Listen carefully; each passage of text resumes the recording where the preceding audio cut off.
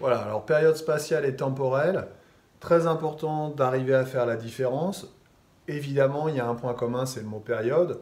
Donc un phénomène ou un signal périodique, c'est un phénomène ou un signal qui se répète identique à lui-même, donc qui revient avec une période, une périodicité euh, identique.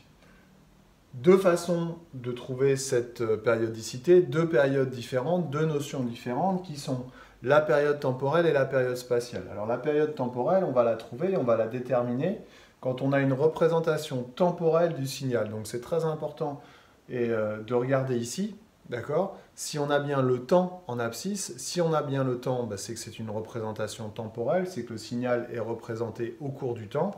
Et à ce moment-là, on va pouvoir déterminer la période temporelle. Cette période temporelle, elle se note grand T.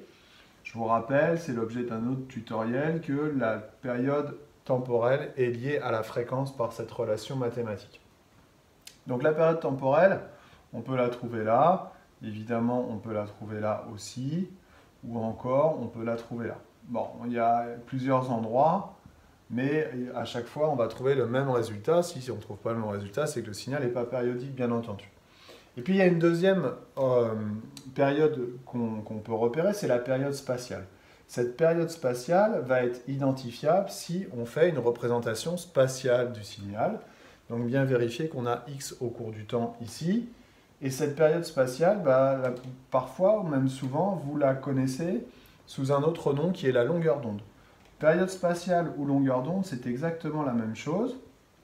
D'accord? Donc on va pouvoir représenter ça comme ceci. Alors, le même signal peut être représenté temporellement ou spatialement.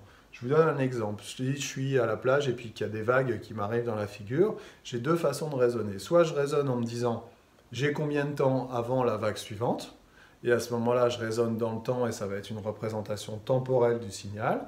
Ou bien je peux dire la vague suivante se trouve à quelle distance, et à ce moment-là, on va plutôt mesurer une longueur d'onde, on va plutôt raisonner dans l'espace. Donc deux façons de raisonner pour observer le même phénomène. Alors évidemment, ces deux périodes vont être liées ensemble par une relation mathématique qui va donner la vitesse de l'onde.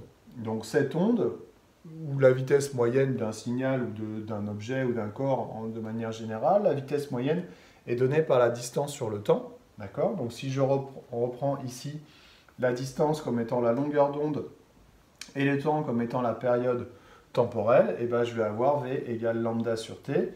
Lambda est en mètres et T est en secondes. On a donc une formule qui est adaptée pour les signaux périodiques et qui va mettre en relation la vitesse de l'onde, sa période spatiale ou longueur d'onde et sa période temporelle. Voilà. J'espère que j'ai été clair. Je vous dis à bientôt. Vite fait, bien fait. Laisse-moi t'aider sur YouTube ou ailleurs. Allez, bye bye.